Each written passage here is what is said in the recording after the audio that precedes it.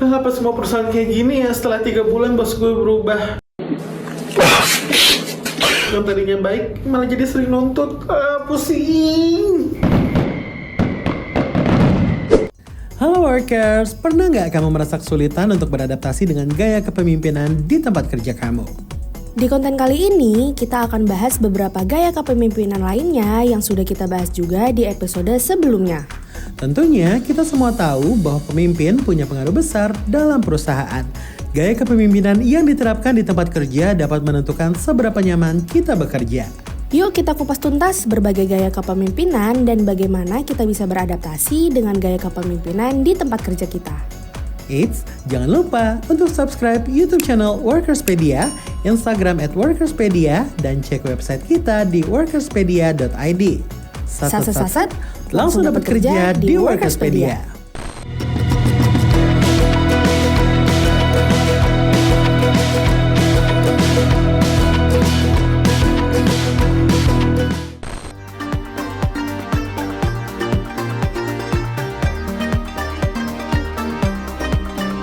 Yang pertama, gaya kepemimpinan otokratis. Gaya kepemimpinan otokratis adalah gaya kepemimpinan di mana pemimpin memiliki kendali penuh atas pengambilan keputusan tanpa melibatkan anggota timnya. Karakteristik yang sering terlihat pada pemimpin dengan gaya kepemimpinan otokratis adalah pemimpin tidak memberi kebebasan kepada tim, memiliki kontrol yang ketat terhadap pekerjaan, tegas dan tidak toleran terhadap penyimpangan, dan fokus pada keamanan dan kepastian. Dari beberapa karakteristik yang disebut, gaya ini cukup dipandang negatif. Namun, gaya kepemimpinan otokratis memiliki sejumlah kelebihan, yaitu keputusan cepat dan tegas, tugas dan tanggung jawab yang jelas, disiplin pada peraturan, dan efektif dalam situasi krisis. Setelah kelebihan, tentunya gaya ini juga memiliki banyak kekurangan yang dapat mempengaruhi dinamika tim dan keberhasilan jangka panjang. Kekurangannya adalah mengurangi kreativitas dan inovasi, menurunnya motivasi kerja, meningkatnya ketergantungan pada pemimpin, dan dapat menciptakan lingkungan kerja yang tidak sehat. Menghadapi pemimpin yang otokratis bisa menjadi tantangan, tapi ada beberapa cara untuk beradaptasi dan menghadapi pemimpin dengan gaya kepemimpinan otokratis. Yang pertama, pahami ekspektasi dan tujuan pemimpin. Yang kedua, patuh pada prosedur dan aturan.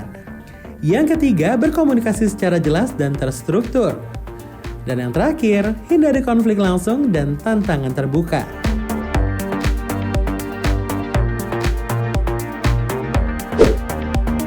Yang kedua, gaya kepemimpinan laissez-faire. Gaya kepemimpinan laissez-faire adalah pendekatan kepemimpinan yang memberikan kebebasan penuh kepada anggota timnya untuk mengambil keputusan.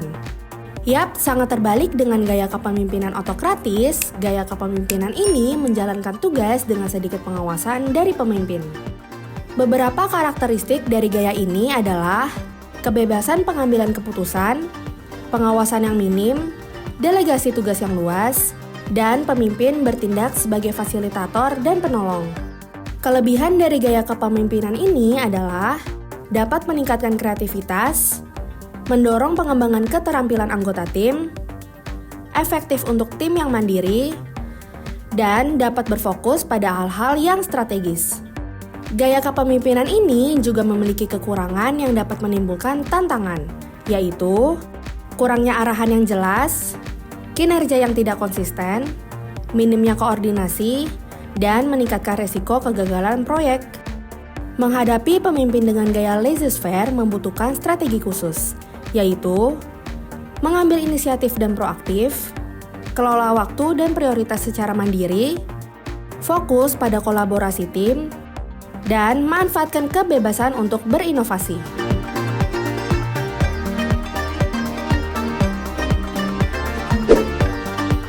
Yang ketiga, gaya kepemimpinan transaksional.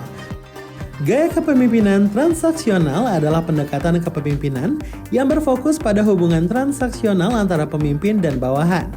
Pemimpin dengan gaya transaksional akan memberikan imbalan atau sanksi berdasarkan kinerja bawahannya. Karakteristik kepemimpinan transaksional adalah berbasis penghargaan dan hukuman, berorientasi pada hasil seperti pencapaian target, produktivitas, dan kepatuhan pada aturan. Kepemimpinan yang berstruktur dan hierarki yang jelas. Tentunya, gaya kepemimpinan transaksional memiliki sejumlah kelebihan, yaitu efisiensi dalam menyelesaikan tugas, cocok untuk lingkungan kerja yang terstruktur, kepatuhan terhadap aturan, dan manajemen yang sederhana.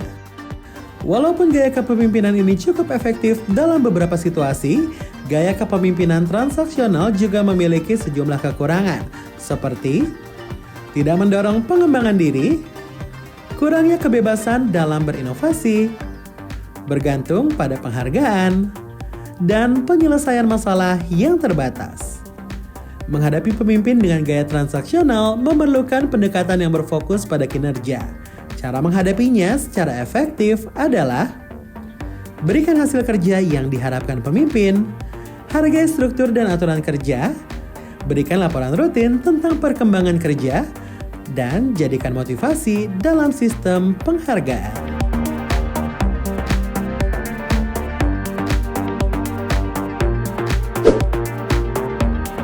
Yang keempat, gaya kepemimpinan birokratis. Gaya kepemimpinan birokratis adalah gaya kepemimpinan yang sangat berorientasi pada aturan, prosedur, dan kebijakan formal. Karakteristik pada kepemimpinan birokratis adalah mengutamakan kepatuhan pada aturan, struktur organisasi yang kaku, sangat formal dan terstruktur, serta memiliki kontrol yang ketat. Gaya kepemimpinan birokratis tentunya memiliki sejumlah kelebihan, yaitu stabilitas organisasi, minimnya kesalahan dalam proses kerja, memberikan keamanan dan kepastian, dan mengurangi ketergantungan pada individu. Setelah adanya kelebihan, ada juga sejumlah kekurangan yang perlu diperhatikan, seperti kaku dalam prosedur dan aturan yang baku, terlalu banyak aturan dan prosedur yang dapat menciptakan hambatan administratif, pengambilan keputusan yang lambat, dan ketergantungan pada pemimpin dan prosedur. Cara menghadapi pemimpin birokratis membutuhkan beberapa strategi, yaitu pelajari dan patuhi prosedur yang ditetapkan, bersabar dalam proses pengambilan keputusan, jangan menghindari hierarki, serta gunakan data dan bukti dalam argumentasi.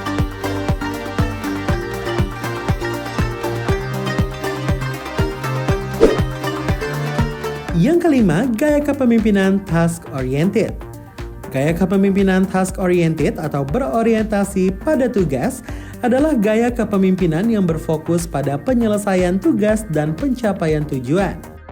Pemimpin dengan gaya ini mementingkan hasil melalui kinerja tim, proses kerja yang efisien, dan pengelolaan tugas yang jelas. Karakteristik atau ciri-ciri dari gaya kepemimpinan task-oriented adalah fokus pada pencapaian tujuan, pemantauan kinerja anggota tim yang ketat, penilaian berdasarkan kinerja tim, dan mengutamakan efisiensi dan produktivitas.